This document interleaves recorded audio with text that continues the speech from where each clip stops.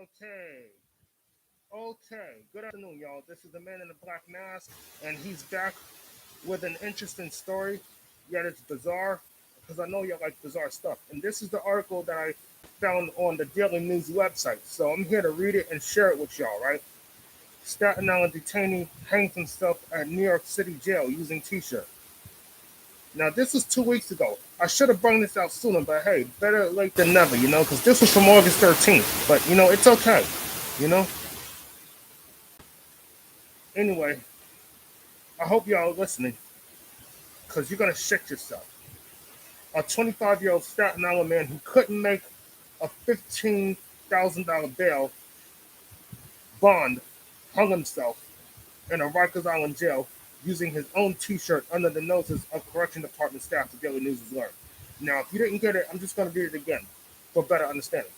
A 25-year-old Staten Island man who couldn't make a 15 grand bail bond hung himself in a Rikers Island jail with his own t-shirt under the noses of correction department staff.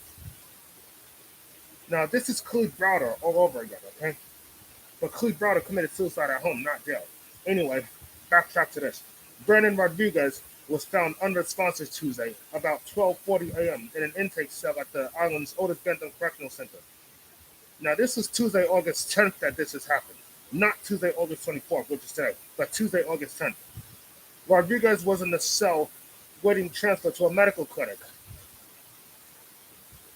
He had been in jail for just under a week after his arrest August 4th on Staten Island on a range of charges, including choking and harassment stemming from an apparent domestic dispute, records show. Sources said he had been involved in some minor incidents at the Otis Bentham Correctional Center and was placed in the intake cell before he was to be taken to a clinic for observation. This is Rikers, people are going to fight. Rodriguez, the sources said, repeatedly refused to go to the clinic. Then at some point, he used the t-shirt to create a makeshift noose and hung himself. A correctional officer spotted him and cut him down. Medical staff was summoned and tried to revive him, but it was too late. It was unclear who was supposed to monitor Rodriguez in the intake cell and how much time elapsed between the time he hung himself and when he was discovered. Now, trust me, there's going to be a cover-up in this. This is Rikers, and the guards, they protect their own. They're not going to roll. They're not going to roll over on their own people. Think about it. They're not dumb enough to throw their own fucking people under the bus. They're not going to do that shit. Neither will the inmates. They're going to protect themselves too, as much as the inmates and the staff are going to protect themselves. Inmates are going to protect themselves the same way the guards and the staff are going to protect themselves. Because this is jail. I'm sure there's a moral code against snitching. They have to honor this code of silence. Never snitch. They're not going to snitch on themselves or nobody without fear of punishment. So yeah, a lot more shit is going to come out of this. Rodriguez's death was a senseless tragedy, said his lawyer, Sharon Cabino. Rodriguez should have been freed on his own recognizance without having to post a money bond actually, and never should have been sent to Rikers to await trial, Cabino said. He must have had some serious charges on top of it, which is why he was required to post that $15,000 bond, which he sadly couldn't do because he told himself before anyone on his behalf could foot the 15 grand bond. Something must have happened to him at the jail that drove him to suicide. His death highlights the necessity and importance of bail reform in New York State, she said. He was being prosecuted on misdemeanor charges and was incarcerated on a 15 grand bond over my objection. In a joint statement, the city's public defender's agency said Rodriguez's death highlights concerns about a rise in jail population, as COVID cases are also rising. Interesting, but sad. The public defender cited figures that show 5,902 people were held on Rikers Island as of August 6th, more than 5,557 held there on March 16, 2020, near the outset of the pandemic. Wow. The solution is obvious. The city must reduce its jail population immediately, or carelessly risk more deaths in DLC custody, the defender's statement said. There is simply no reason for prosecutors to continue to seek bail. which amounts to a potential death sentence on pending charges. Yuck. DLC officials confirm Rodriguez's death, but declined to disclose further details. We are working closely with all relevant agencies to investigate the cause and circumstances so that we may better understand how this happened. Mr. Rodriguez's loved ones have our utmost sympathy. This is an awful, painful tragedy, the DLC Commissioner Vincent Schiraldi said. Rodriguez is the third person known to have died at Rikers Island in 2021. Two detainees died within days of each other in March at another jail on the island. Thomas Carlo was found unresponsive on March 2nd in a clinic area at the Anna M. Cross Center.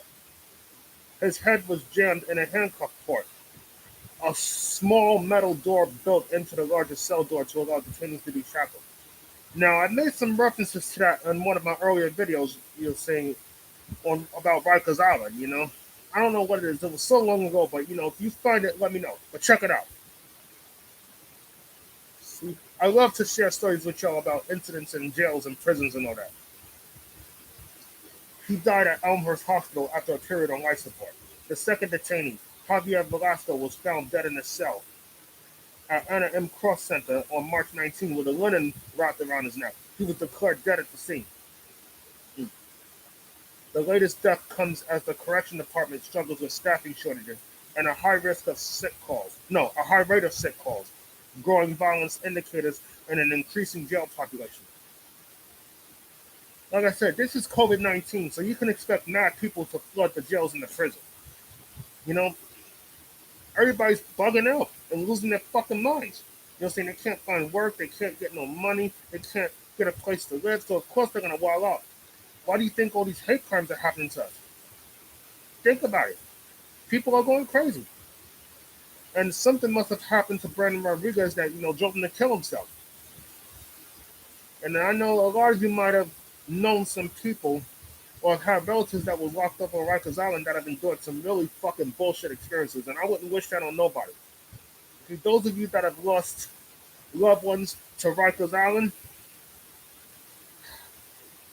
God rest their souls. May God be with them. I wouldn't wish that upon nobody.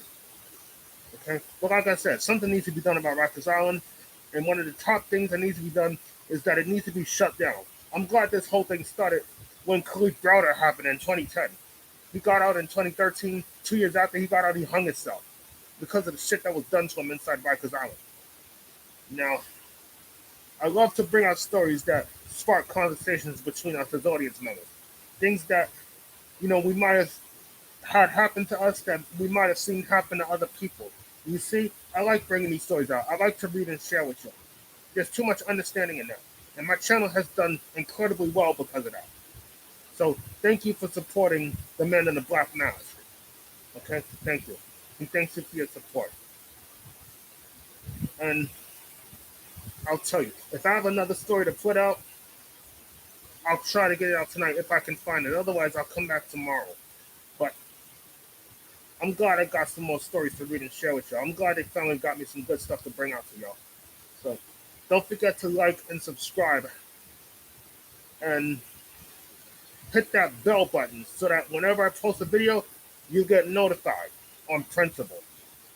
Like and subscribe. Until then, good luck, be well, and have a good day. And if you have any questions, just drop one underneath the screen, and I'll tell you all about it. Because this is from the Daily News, so I don't make this up. I download articles and I read them to y'all. And thank you for your service.